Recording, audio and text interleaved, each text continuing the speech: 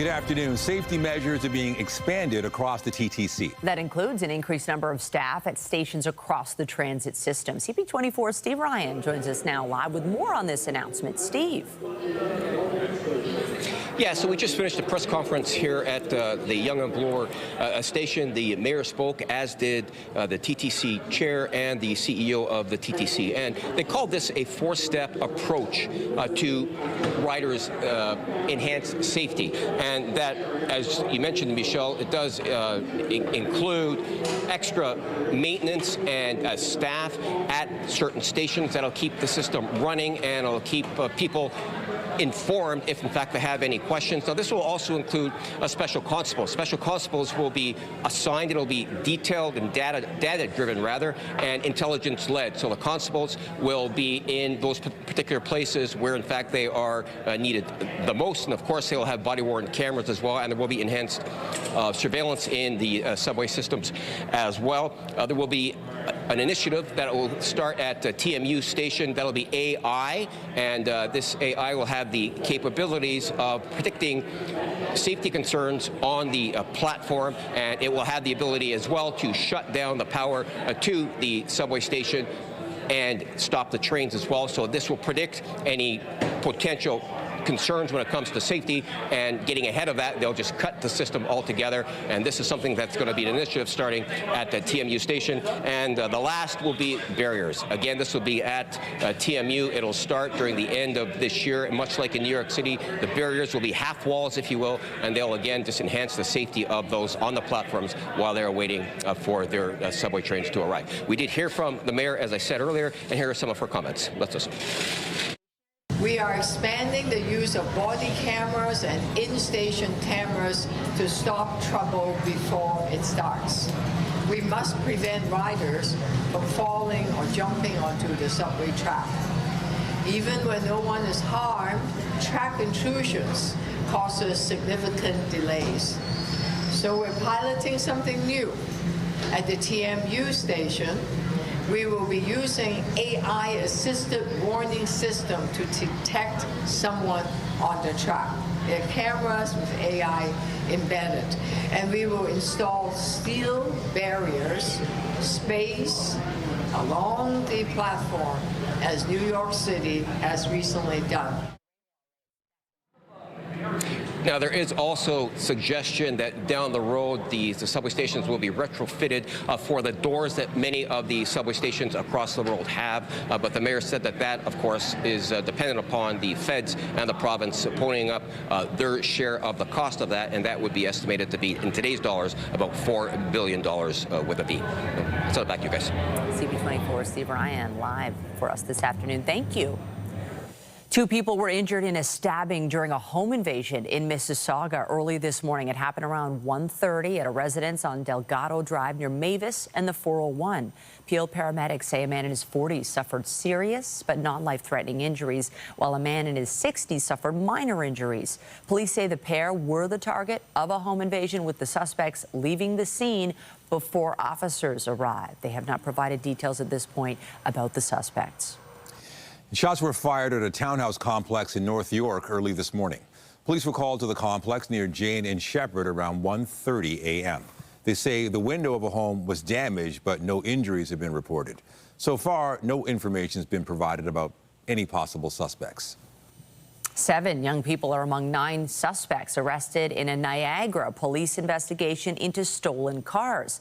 This probe began last April after a Lexus SUV was stolen. It was originally thought to be an isolated incident, but led to a larger investigation into organized auto theft networks. Project Jacklinks identified several independent groups operating across southern Ontario. The 9 suspects are accused of stealing more than 112 vehicles worth a combined $20 million. $5 million worth of vehicles have already been recovered. 18-year-old Nemer Alawad and 23-year-old Farouk Alawad, both of Hamilton, are facing a combined 22 charges, and 7 others, all aged 16 and 17, are also charged. Police are seeking 2 additional suspects. They are 20-year-old Ryan Ramaya Permalu of North Dumfries, 22-year-old Mamadi Kaba of Quebec.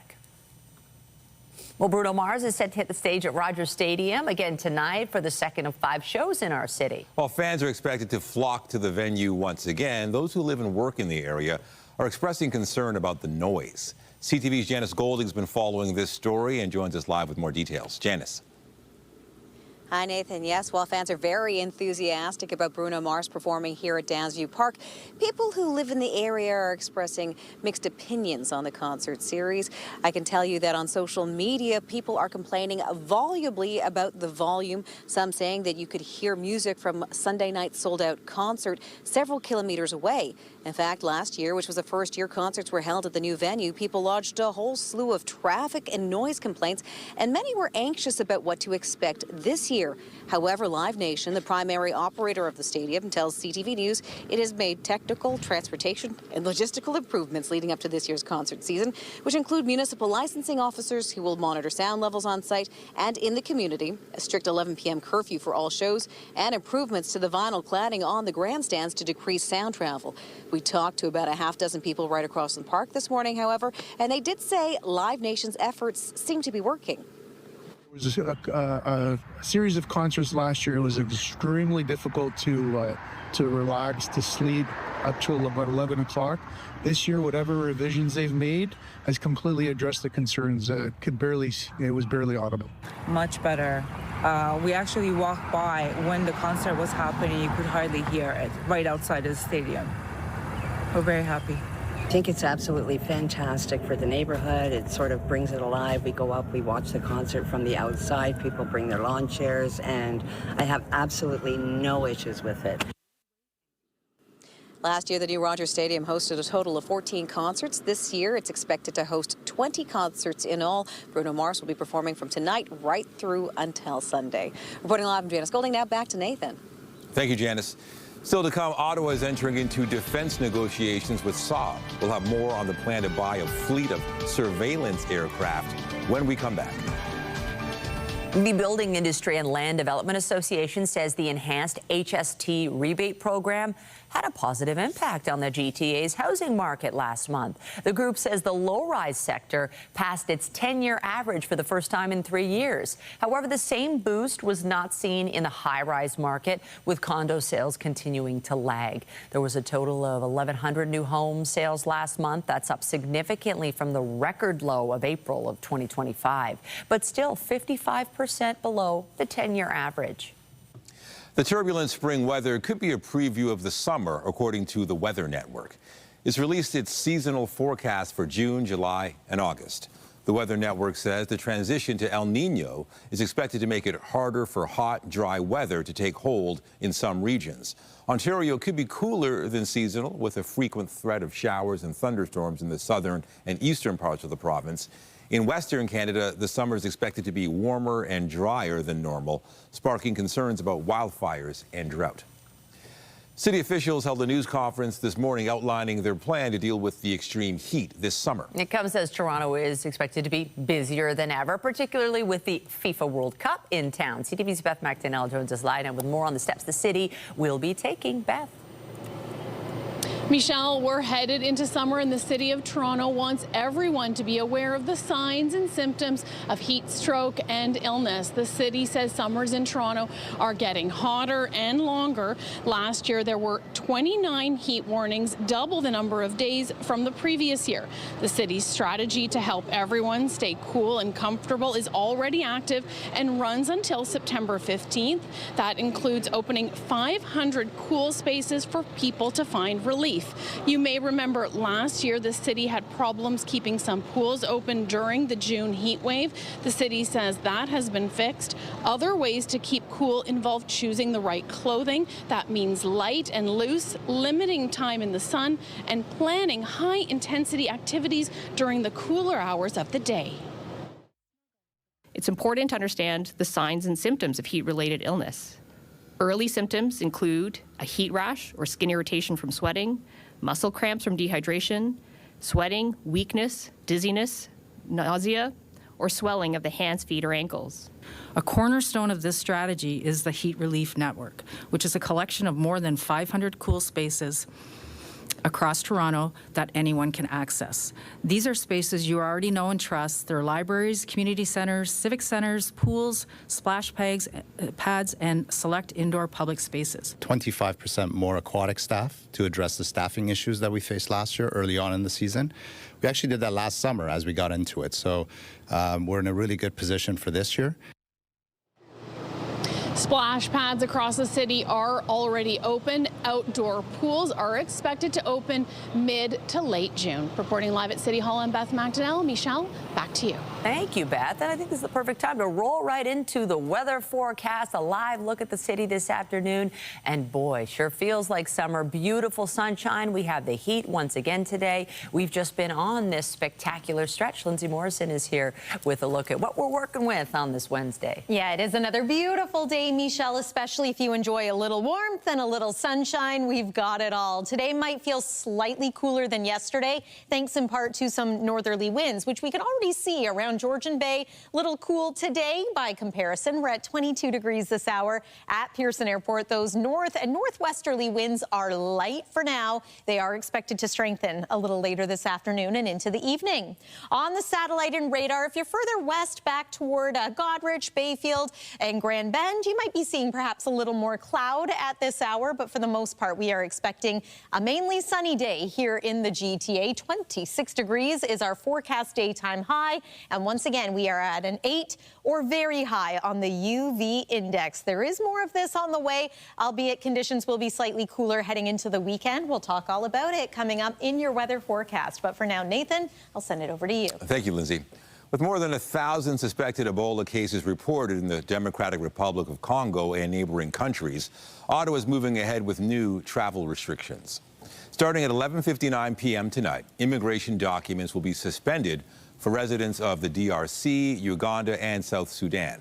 Then, just before midnight Saturday, anyone entering Canada who'd recently been in those hard-hit regions will have to quarantine for 21 days. Federal Health Minister Marjorie Michel says the steps were taken in collaboration with the provinces ahead of the FIFA World Cup. They are all on board. They were asking for us to do some border measures. And also what I want to share is we didn't only align with public health, we align our decision also taking a regional approach with the Americans and the Mexicans in the World Cup, moment. Health Canada says the risk to people in Canada remains low, and anyone who's already entered the country upon arrival was screened. The health minister made those comments as she marked the opening of the new Canadian Drug Analysis Centre. The government says upgraded laboratories in Toronto and Vancouver will be a key tool in Ottawa's response to the opioid crisis and illegal drug trade. The CDAC will also identify trends and patterns related to the origin, distribution, and manufacturing of drugs, including insights to how and where they have been produced. Officials say Health Canada is also working closely with U.S. officials to enhance existing collaboration and the sharing of information on the illegal drug trade. U.S. President Donald Trump has cited fentanyl interceptions as a grievance in ongoing tensions with Canada, despite the vast majority entering the U.S. coming from elsewhere. A new report finds many Canadians are already using artificial intelligence for medical advice, but remain cautious about letting it make any decisions. CTV's Renee Rodgers has been taking a closer look at the data and joins us live now with more. Renee, many of us do this, check AI for health issues. What were some of the highlights of this report? There's a couple of key takeaways from this liaison strategies survey, Nathan, and that is, on the one hand, Canadians do not seem to be on board with allowing AI to replace the traditional form of care with an actual human doctor. But then on the other hand, AI does seem to be filling a gap that's been created by a lack of timely access to medical care. Let's bring up our first slide and I will tell you what I mean. So the survey shows that close to half of those surveyed, 47%, rate their current access to a family doctor or clinic as poor. Well, roughly the same amount, 46%, say that yes, they have used an AI chatbot for medical advice in the past year. Now, a slightly lower number, 42%, say that they're even comfortable with AI scanning their x-rays or even looking at their skin to see if they have skin cancer before they get in to see an actual doctor. So the survey really showing us here, Nathan, that Canadians are at least open to incorporating AI into their medical care, but that openness only goes so far. And what does the survey reveal about how Canadians use AI for medical assistance? So while they might be willing to go to AI for advice, they're not necessarily putting all of their trust into this new technology. Let's bring up our second slide to show you. For example, less than half, 39%, say that they would be willing to share their medical records to help improve AI, even if those records were anonymous. Now, just under a third, 31%, would allow AI to take notes during a doctor appointment. Only about a quarter, or 27%, of Canadians would prefer an immediate diagnosis instead of waiting for an actual doctor. And here's where it gets really low. Only 13% would be comfortable taking that human element out of it altogether. So getting a diagnosis and a prescription by AI only. Now, this survey, of course, comes as we've been seeing a lot of rapid advancements in AI in the medical system here in Canada, whether it's to ease the administrative burden, whether it is to help diagnose patients or even predict their outcomes. But even despite these rapid advancements, Canadians not so willing to replace that human-to-human healthcare model that we're all used to. Understood. CTV's Renee Rodgers in the CTV National Newsroom. Thank you. You're welcome. A new report from the Canadian Chamber of Commerce indicates a small group of cities drove the country's progress on diversifying trade last year. The report says Toronto, Calgary, Ottawa, Gatineau, Saskatoon, and Kelowna made the strongest gains in export diversification beyond the American market in 2025. Calgary and Ottawa-Gatineau posted the largest increases, both topping 64%. The report says many other cities did not see the same gains as manufacturing regions in Ontario, like Oshawa and Kitchener, continue to deal with weaker overall trade performance. Western premiers wrapped up their summit in Kananaskis, Alberta, yesterday. While the meeting was focused on unity, questions about Alberta's referendum on possible separation continue to create tension. CTV's Kathy Lee has the story. Wearing Team Canada's World Cup jerseys, a gift from BC Premier David Eby, was a symbol of cooperation leaders wanted to project at the Western Premiers Conference in Kananaskis, Alberta. The two-day gathering wrapped up with a commitment to growing the economy as a united Canada. Despite the optics, Alberta's separation movement dominated the meeting. I disagree profoundly with Premier Smith's referendum. I think it is a huge mistake. Premier Danielle Smith's referendum would ask Albertans whether the province should remain in Canada or begin the process toward a future binding separation referendum. She continued to defend the decision. We have to address the legitimate grievances that have come from 10 years of economic attack on our province. The debate comes after a judge struck down the Stay Free Alberta separation petition, ruling First Nations were not adequately consulted, a decision that sparked friction between premiers. The issue, I think, in the court is whether that duty to consult should apply to citizen-initiated petitions. And that's where I think that the court erred in judgment. I think we know that is not correct, a lot of what you just said there, Premier Smith. It is not up to the petition gatherers to fulfill the duty to consult. It is up to you as the Alberta government to fulfill the duty to consult. Separation talks aside, the leaders also discussed expanding trade corridors, building major infrastructure projects, and growing the economy through energy development. The leaders also called for fewer federal barriers and quicker approvals for major projects, saying Western Canada needs to move faster to compete globally. Kathy Lee, CTV News, Kananaskis, Alberta. Ottawa says it is entering into contract negotiations with Swedish aerospace and defense company Saab to buy a fleet of surveillance aircraft.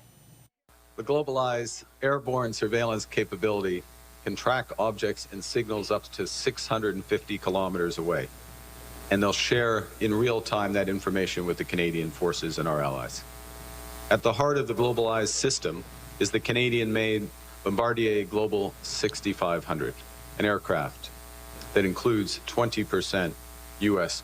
content, which gives a sense of just how integrated these defense systems are. Saab and Bombardier's expertise is transforming a modern jet into a cutting-edge surveillance aircraft with altitudes of over 30,000 feet. CTV's Rachel Aiello joins us live now from Ottawa with more on this announcement. Rachel, what more have you learned about it and the timing here?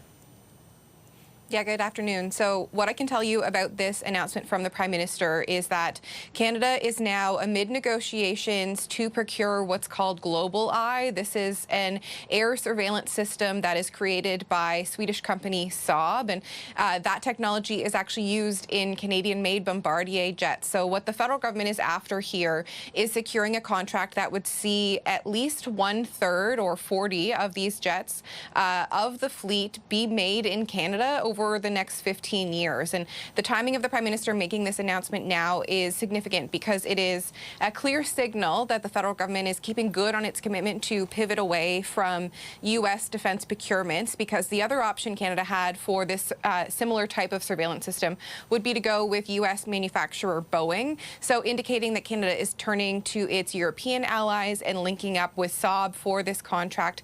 Hopefully, at least the negotiations are going towards that route now.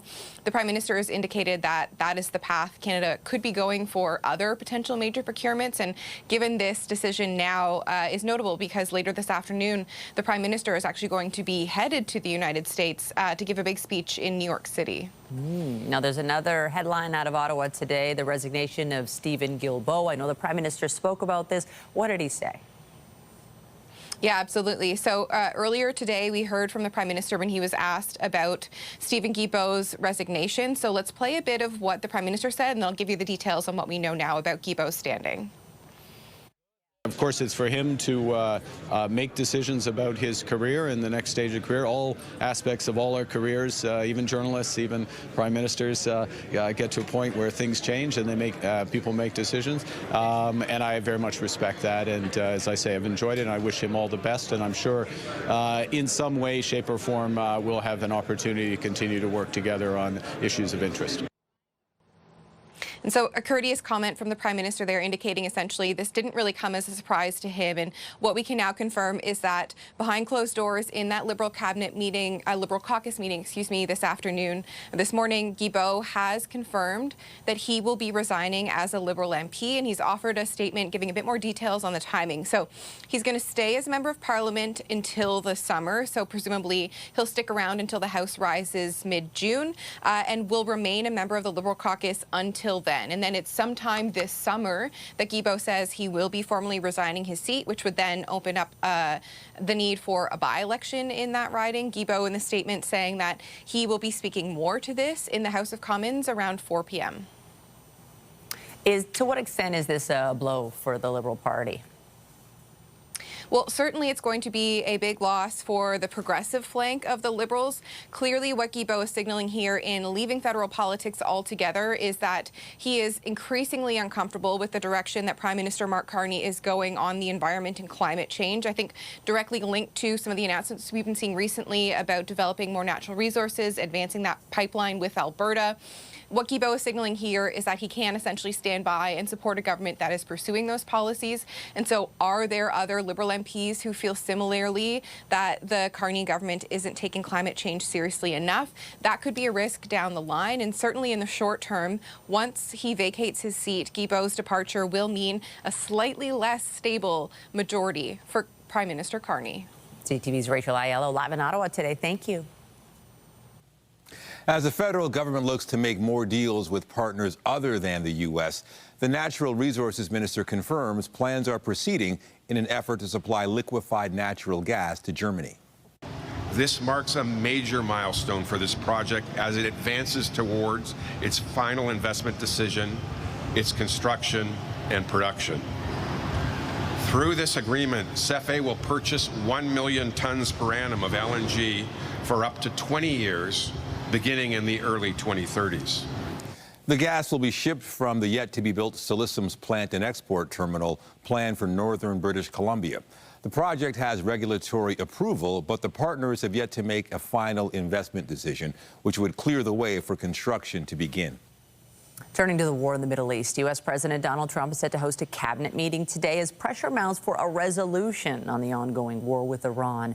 The ceasefire between the two nations has continued to be put to the test, with Iranian forces threatening retaliation over U.S. strikes near the Strait of Hormuz. Shipping through the vital waterway remains restricted, and President Trump is facing growing pressure to end the conflict and reopen the strait after recently signaling both sides were close to an agreement. In Lebanon, Israeli airstrikes have killed at least 31 people in one of the deadliest attacks since a ceasefire took effect in April. Israeli forces launched attacks near Lebanon's largest dam, sparking anger from officials over concerns about possible damage to key civilian infrastructure. The strikes come as Israeli soldiers begin carrying out ground operations beyond the northern boundary of Israel's self-declared military security zone in southern Lebanon. Israel says it's operating to protect residents in its north from ongoing rocket and drone attacks by militant group Hezbollah. Here at home, taking in a FIFA World Cup game next month in Toronto, where Vancouver is costing some fans thousands of dollars. However, in one American city, locals are being offered the chance to take in a game for just $50. CTV's Andrew Johnson looked into this price discrepancy. A World Cup win for New York City's mayor. These 1,000 tickets are going to be split into batches of 150 tickets for each of the 5 group stage matches and 2 knockout round matches in New York, New Jersey, and tickets will cost only $50. New Yorkers priced out of the World Cup have a shot every day this week at $50 tickets in a daily lottery. If I win, I'll be there. Mayor Zoran Mamdani negotiated the approval to sell discount tickets to the public with FIFA President Gianni Infantino. That got us thinking about Canada's 2 host cities and why affordable tickets are not being offered to the public here. We asked the Vancouver Host Committee about that. Here's what we learned. The municipality is in possession of 9,000 match tickets across Vancouver's 7 games. Of those, 1,600 were provided to the city by FIFA and 7,400 were purchased by the city. The host committee says the majority will be sold off through its sponsorship program to help offset hosting costs. This urban planning specialist doesn't like the look of those optics. So purchased with taxpayer funds, but we don't know how much they're actually going to charge, right? I don't even know if we know how much they paid for the tickets. And to do so in a way that is transparent and honestly just fair. When we asked how much the tickets are being sold for, we were told in an email that's confidential. So this is not the way government is supposed to work. Vancouver says it is providing up to 350 tickets for young people who face barriers. Andrew Johnson, CTV News, Vancouver.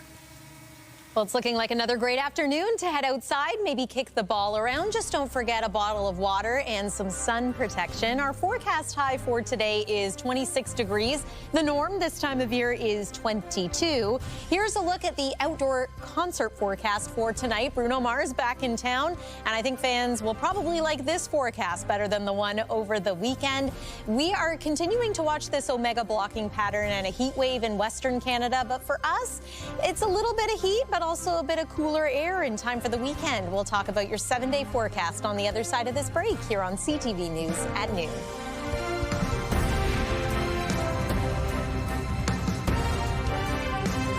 When you see it happen, send it to CTV News. Text 10400 from your screen to ours. Text 10400. Toronto's Real Asian International Film Festival celebrating its 30th anniversary this year. A special event is being held this afternoon at Cinecycle to mark the occasion, and that is where we find CTV's Andrea Casey joins us live now with more. Andrea. Hi, Michelle and Nathan. Yes, I'm very fortunate I get to be outside today as there's a celebration for the Real Asian Film Festival. It doesn't start for a few more months, but they're kicking off right now. And I'm going to bring in Christine Vu, who is the person behind marketing and communications here. And Christine, why are we here outside when the festival isn't for a few months from now? It's a great question, Andrea. Thank you so much for being here. We're celebrating Asian Heritage Month. We're wrapping up the month of May, and we're also celebrating 30 years of Real Asian with the whole rebrand. It's a permanent rebrand to signal growth for the festival. So our festival, like you mentioned, is in November, but we're a year-round organization that supports filmmakers all over the world, a lot of Asian Canadian creators, and we just want to be able to signal to people that we're here year-round. We do tours with schools, we visit offices and bring filmmakers, we have workshops. We do a lot of things, and our biggest fundraiser is on June 2nd, Firehorse Gala. I hope people can join. Okay, and so we have so many film festivals in the city. Why do we need a Real Asian Film Festival, Christine?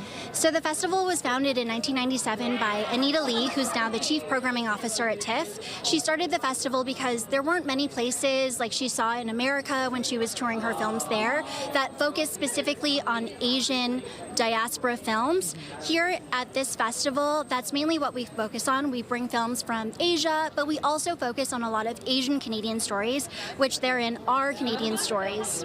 Okay, and so Christine is also a filmmaker herself, so if she's lucky, she'll submit her documentary and maybe it'll be playing. And so, Christine, this is going on right now. We've got some people here in the background here. They're having a good time. Who's here today as we wrap up?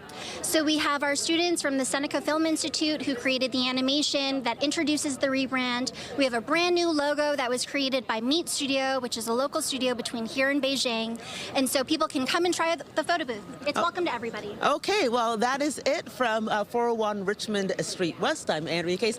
Michelle and Nathan, the flowers are very interesting here. These are her comfort flowers. I'll send it back to you. You didn't need the comfort flowers. You did well. Thank you. Thanks, Andrea. It looks great. And, you know, I look at that, think that it really is festival season. It's like that feel is in the air this time of year with the great weather that we're getting. It's incredible. There are so many fun things about to happen in the city. School kids have like a month and a bit left. It's just an exciting time, and it's so nice when the weather cooperates for such a long stretch. You know, I often ask people what their favorite kind of weather is, and a day like today is usually the winner. Temperature around 25 degrees, not too hot, not exactly cool either, and sunshine, light breeze. We've got all of that through the early part of this afternoon. Might see a bit of an increase in cloud. Maybe the winds will pick up a little bit again today, but once more we are dry and look to be right through into the weekend. Weather is brought to you by the Presler Law Firm. Injury lawyers, you don't pay unless they win. Now, I do want to talk about something that happened. This was Look at that. See that on the screen? That video appears to show a meteor streaking across the sky early this morning. The video was sent to us by Frank Germania, a driver who captured the object while driving to work. Now, shortly after 5 a.m. on 9th Line, south of Bloomington in Whitchurch-Stouffville. So while it's yet to be confirmed the object was a meteor, the American Meteor Society has listed more than 30 sightings in Ontario, with reports coming in from across the GTA and also in places like Buffalo and all around the Great Lakes. So we'll be keeping an eye on this story to see what further developments come. We had clear skies last night, a little bit of an increase in cloud early this morning, and it looks to be quite pleasant through the overnight hours tonight too. But I don't want to get too ahead of myself. Here's today. It is cooler in northern parts of Ontario, only 6 degrees this hour in Moosonee, 12 in Timmins, but it is 23 degrees right now in Windsor and 22 degrees in Kingston. 22 is now our seasonal average here in the city of Toronto. Yesterday, we soared all the way to 28 degrees. It felt like 30, 31. Today, not quite as hot, not quite as humid. We've got that northerly breeze that I mentioned. And overnight tonight, we look to drop to about 13 degrees, which is on the warm side of seasonal. Not quite as warm as it was last night. But again, no complaints, I don't think anyway, from most. Here's tomorrow, a sunny and seasonal day. That northerly wind is still going to be with us. And as we take a look at some of the forecast highs across our province, you'll notice that just about everyone is where we expect to be this time of year. Note that Collingwood in the teens, for example, with that north wind off of Georgian Bay. It might be feeling a little bit cool in parts of Cottage Country, Muskoka, the Kawartha Lakes as well. 23 degrees is your forecast high tomorrow in Trenton. On the satellite and radar, I mentioned this little bit of cloud here. Maybe seeing that too in the west end of the GTA, but elsewhere, beautiful blue sky once again. A brilliant day. Get outside, enjoy. This is a nice dry stretch of weather if you're looking to do something like pave your driveway or maybe stain your deck. There's one slight chance of a shower, and it's on Friday, and it's really not looking like much of anything. So here's Thursday. Might just pause this here as we make our way into Friday. There's that quick chance of a shower. Again, should be mostly dry in most areas, and the 7-day forecast shows a nice looking weekend, a little cool for Saturday, and seasonal as we kick off the month of June. That's the weather for now. Nathan, over to you. Thank you, Lindsay. Still to come, the Jays will be looking to win their series with the Miami Marlins this afternoon. We have a preview of the game when we come back.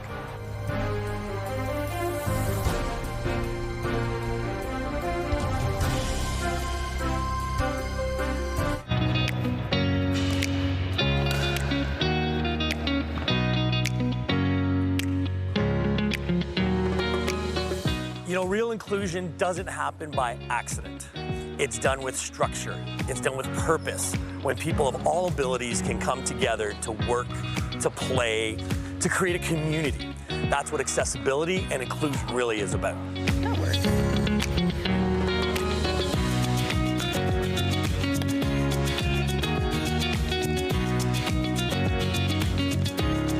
Okay, Megan Pollock, fitness guru. What happens here at Ability Center maybe that doesn't happen in other gyms that you've worked at?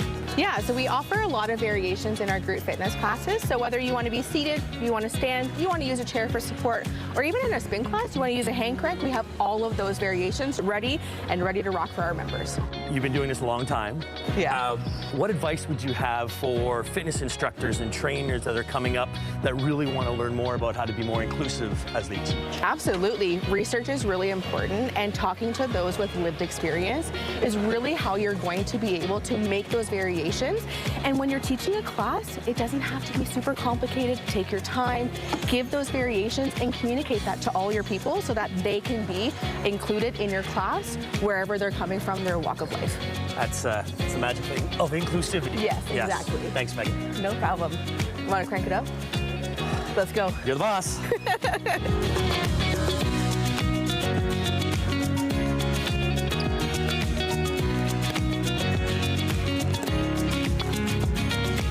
When everyone is welcome, something amazing happens. Assumptions disappear.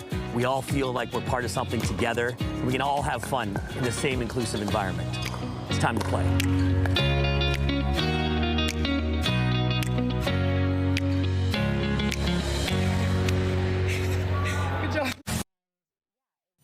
The Blue Jays will look to wrap up their series with the Miami Marlins with a win this afternoon.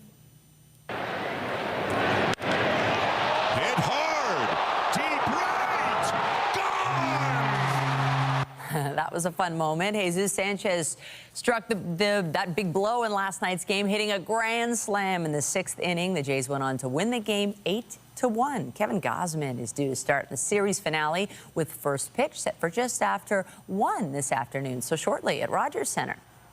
And the Tempo will be looking to snap a 2-game losing skid when they square off with the Chicago Sky tonight. Nice little shooter is Rice. Takes it to the rim. Kiki Rice. The Tempo's coming off a 99-80 loss to the Portland Fire on Saturday. Tip-off for tonight's game against the Chicago Sky is set for just after 8 in the Windy City. The Vegas Golden Knights have booked their spot in the Stanley Cup final. Body slam, Manson and Colasar. Coughlin down low, they score!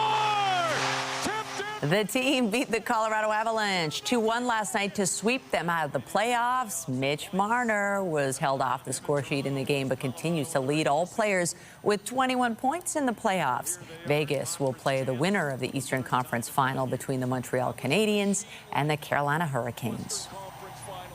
Still to come on CTV News at noon, CAA is warning drivers about an increase in distraction thefts. We'll have more on what to look out for when we return.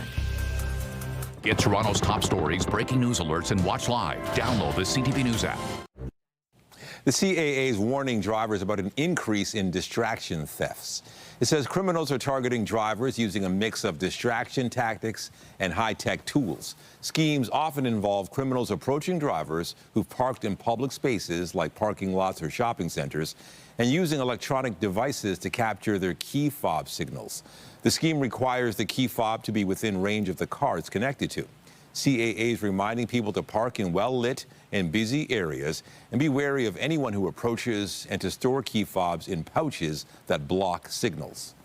The Canadian Federation of Independent Business is calling on Ottawa to provide more tax relief for small businesses. The CFIB wants Ottawa to lower its rate from 9% down to 6% and raise the $500,000 small business threshold to keep pace with inflation. Ontario is among a handful of provinces who have announced plans to significantly reduce their small business rates. The CFIB says Parliament's Industry Committee has already recommended it be raised to $1 million to enhance Canada's productivity. A recent survey finds more Canadians are trading dream weddings for dream homes. Couples are scaling back big celebrations or even asking wedding guests for a down payment of money instead of traditional gifts. CTV's Spencer Turcotte has the story. Murti, I give you this ring. Forget the ice sculptures, extravagant venues, and over-the-top wedding extras. A new Royal LePage survey suggests a majority of Canadian couples are willing to skip an expensive wedding celebration to afford the keys to a home. The survey found 82% of respondents would forego or significantly scale back a wedding to put money toward a down payment, while 79% of respondents say they would consider requesting money for a down payment on a home instead of a traditional wedding gift. Jasmine Lycus and her partner from Kitchener put their wedding plans on the back burner altogether. This was an opportunity that I had where I could purchase a house, and it's like, this may delay if we want to have a wedding at some point, but this is a chance to still live together in town and really build a life together. An average wedding can cost tens of thousands of dollars, money some couples say could be better spent on entering a competitive housing market, but one that has been more favorable for buyers lately. So I think a lot of people are going, hey, there's a moment now that we qualify for what we want or close to what we want. We don't want to miss that moment. Experts say young buyers are increasingly treating condos and starter homes as stepping stones, focusing less on lavish celebrations and more on building long-term equity. In 2023, the Canadian government put in the First Home Savings Account, which is actually a really, really great account where you get the tax deduction when you put the money in. It grows tax-free. And while homes in much of the country have become more attainable, wedding prices have not dipped. So this sort of purchase can signify a couple's commitment to each other in a different way. This is an investment in my future, but also our future collectively as a partnership. And so it made sense for both of us. Because these days, walking down the aisle has just as much value as walking through the front door of a first home. Spencer Turcotte, CTV News, Kitchener. Coming up, swinging into action. A Spider-Man impersonator is working to connect his community in Fredericton. We'll have those details when we come back.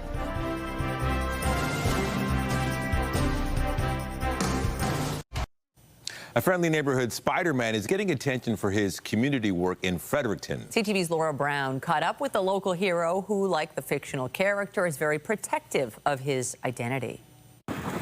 His spidey senses told him the world could use a pick-me-up. So he put on the mask. I just wanted to come out, hopefully inspire people, do a good deed, make people laugh, and just kind of spread joy in whatever way I can.